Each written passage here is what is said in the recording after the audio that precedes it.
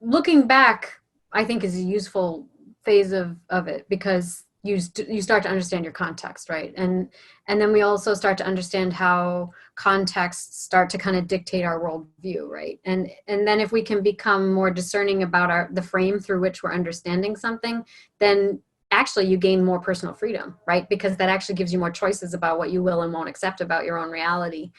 But you know, it's interesting because someone asked me recently, they were saying, you know, I keep getting into fights with my girlfriend, but it's always when I'm trying to tell her about my past so that she understands that I know what my issues are and I'm working through them.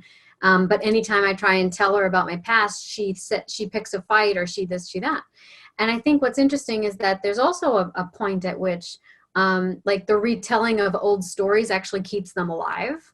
So we can actually work with these things like in the present moment, because as much as you can have an awareness about where they come from, they're still active now, right? So sometimes it's a little bit of like explaining the context first, like I want to tell you this because, but it's almost always about connection. Like if you're meeting someone who's trying to control you, it's because they want to connect with you. Issues of control are almost always because they think a connection is being threatened and they're trying to reestablish it. And actually, sometimes people who are avoidant because they're trying to sustain the connection. Look, if I sit here and I try and hash this out with you, I'm going to stop liking you. So I need to withdraw myself so that I can come back. Because if you don't let me go now, I'm not going to come back, right?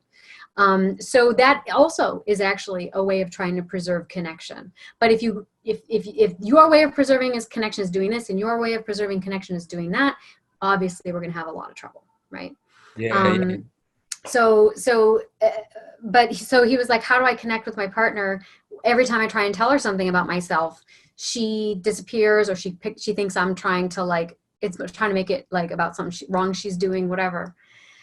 And I think it's that we have to realize that just like taking another layer off, peeling another layer off, like, look, the only way I know how to connect with you is to tell you how it's been for me in the past, but I'm willing and open to create a co-creative process with you here in the present moment. And so just being curious, like, I'm just wondering, how do you feel the most connected to me? When do you feel the most connected to me? Tell me what that looks like.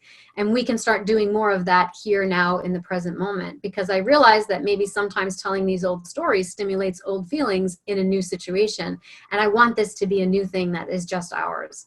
But I'm feeling myself wanting to share this story with you because actually there's a piece of me that wants to connect with a piece of you. And if you can take the story in and know that it's just me trying to share myself with you, then I think that would help me feel more connected, right? And I'm open to knowing how you would feel more connected to me. You think it's rare to find people who are willing to do all that work? Has anyone ever said that to you? I mean, yeah, I mean, in not so many words. No, not that much. You know, I've always been very independent, but that's what avoidants say. They value independence. Sure. You know, that's something the few things that I study that they say one of the things that they value is independence. They emphasize that. I love a woman who's independent, you know? So it's kind of like hinting to you that, hey man, you should be independent. But let me ask you this though.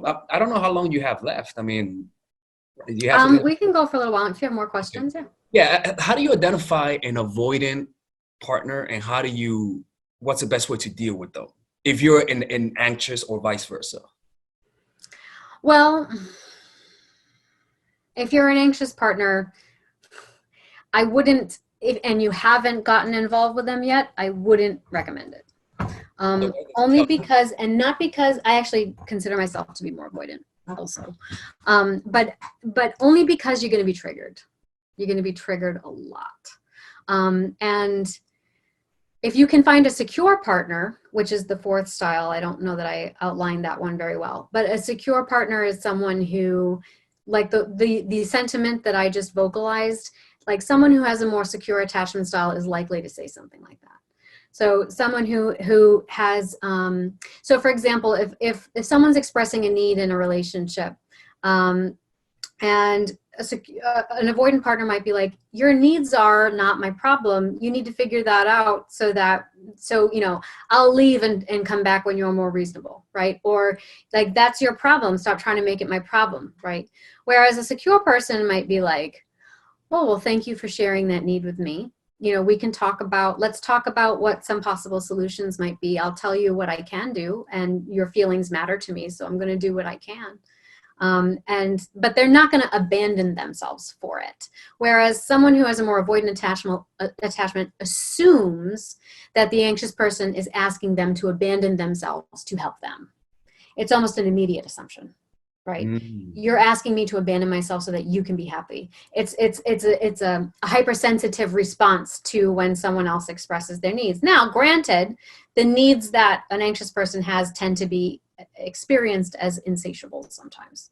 And so some of it is just so the avoidant partner has to be really good about their boundaries. And if they are really good about their boundaries, they're actually more flexible than they are rigid, right?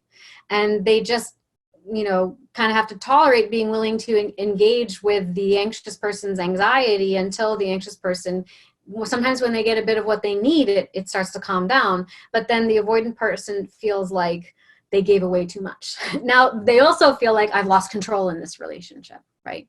So both of them also have a lot of power dynamic stuff going on. They want to be in control of the relationship, because when you have an insecure attachment style, at the basis of it is a fear of survival, and you survive by being in control, right? So I think it can work because, as I said before, they're both expressing the same kind of fears. It's just equal and opposite sides of that same issue. And so there's actually very deep connection that can occur between them because they do see and understand each other so well. There are moments where they really get each other. It's like sometimes you meet someone who has this sort of opposing attachment style and you're like, oh, the heavens have opened up, like lightning strikes, like, oh, he's the one, she's the one. Like it's just like, you just feel, it feels like kismet, like it was intended. And it is because they do have these intersections. But if you're, let's say, a more anxious person and you're trying to work with an avoidant partner, the best thing you can do is actually stop trying to pay so much attention to who they are and what they're doing, and preoccupying yourself with every little facet of the relationship and trying to strategize every little facet of the relationship. Instead, realize what you do and what you do well, and do that a lot more. Like, have your own passions, have your own pursuits, have a big group of friends, make friend dates, go out, date multiple people, like be someone who, if commitment is something you're really looking for, don't just go on a few dates with someone and be like, oh, I really like him and I think I'm just going to be with them. And no, like, unless you have had the talk and you're on the same page, you need to stop investing yourself so emotionally in one person and praying that they're going to be the one, because that's your attachment system inflamed. Right. Wow. So I think it's, if there is a strategy in trying to work with more avoidant partners, it is one that you need to turn on yourself so that you feel like you are filled up, so that when you come and engage with that person, you are actually coming at it from a place of generosity as opposed to a place of strategy, right? Or as opposed to a place of manipulation, or as opposed to thirsting for something because you feel like you're starving, right? So to be filled up. What's funny? What really helped with my anxious attachment is doing art, because I remember when I was like, again, this happened to me I would it's crazy. I will what got me to get, because I don't know if you know too much about me. I started learning I wasn't good with women when I was younger because I was Christian. I was a Bible teacher. So I wasn't really focused on talking to women. Well, that's why you're so good on YouTube and articulating yourself. Yeah, I mean, if you really think about it, when you read the Bible, you do a lot of metaphors. The Bible has a lot of metaphors. So when I was younger, I was taught to think that way. I am the light of the world. It's a lot of metaphor. You know what I'm saying? So you get trained in that. But what happens is that you tend to don't know how to talk to the opposite sex because you're taught to be distant. You cannot have sex when you're younger, right? So because of that, when I was young, I felt like I was very behind. So I learned, I gravitated towards the first thing on Google, which was how to pick up women. And it got me to learning how to approach women in the clubs or bars, right? So my anxiety got me to approach women, right? But what tended to happen is that it brought it out. It brought out those anxieties that I wasn't feeling before. And if I wasn't on a date, I would feel anxious. I would feel depressed. So what I began doing, I started smoking, right? And then when I started doing art, I gravitated so much towards art that those emotions turned into passion to wanting to get good at art, right? And now I could just go a whole day and just not even mind because I have something to focus on, right? So it kind of fixed the anxious part, but not the avoiding part, because then art takes you to be more avoidant sometimes, you know. But it's yeah, that's how I learned to deal with it, and you know. But I always tell my clients that if you're dating someone who's distant, always give them more space than necessary, because then you'll know when they want you to be closer, because they'll Well, ask you. Am I yeah, right? you can't know otherwise. And if and that's I think that's something else anxious open hearts have a tendency to do is they want to fill the silence. You know, they want to fill the space. And they kind of they want to make things easier for their partner, right? They're like, well, maybe then they start telling themselves, well, maybe he's nervous about texting me, or maybe he doesn't know what to say, or maybe he doesn't this, or maybe he doesn't that. I'll just text him and I'll just, you know, I'll make it easier for him. I'll give him a topic to talk about. Like, so they try to carry it. Like they try to carry the communication. They try to establish the connection because they, God love them, they underestimate the people that they want to date. There is a little bit of that, you know, and All right, ladies. So finally, I have released my second course for women, which is natural chemistry. This course is a 5-week course.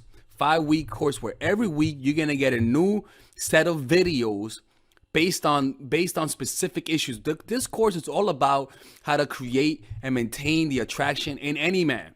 This will help you create love. This will help you deepen the love with your man. This is not about manipulation. This is not about playing games. This is genuine natural chemistry. No more short-term partners, no more being fooled. Why? Because I will reveal to you not only how to create attraction in the first week, but also how to understand male nature, how to understand their tricks, how to prevent from being too attached, signs that he's the wrong guy, signs that he's a narcissist, signs that he's a mama's boy, signs that he's an emotionally available guy, emotionally unavailable guy. We go over everything. We go over this third week, setting boundaries. We go over the third week, controlling your emotions, right? Setting boundaries, fourth week, fifth week, embracing your masculine and the feminine, right? And on top of that, I have over 10 different bonuses, 10 different bonuses. My Lord have mercy, right? With a money back guarantee. The bonus are one, the natural chemistry, over 10 hours of content, right? The breakup formula, how to deal with a breakup, right? The connecting with your man, right? Establishing a life of abundance, social mastery, understanding your dark side, the goal setting seminar, which is about how to set and achieve goals, practical mastery that will teach you how to master anything, the laws of human nature. I have a book club for the laws of human nature with over 4 hours of content, right? The transformational seminar in a pocket, which is my mindfulness seminar, and the Chase audiobook. This originally is $1,800, but you get it starting at $97, ladies and gentlemen, right? $97. We have different packages, but all of this starts at $97. And you know what? You can check it out for free if you want. Yeah, for all the freeloaders, I have free videos just for you. Free videos, all right? So you could just check it out for free and then you could get out. Nothing wrong with that, all right? So, and on top of that, it comes with a 30-day money-back guarantee. No questions asked. That's right. No questions asked. I don't mind. I just want you guys to check it out because I know when you take one look, you're going to want to buy it. I can promise you. Just like my other course, the psychological game of attraction, it was a hit. You're gonna love this one. This one is not about manipulation. This is genuine natural chemistry. Order it now. All right. I'll see you guys inside. Peace out.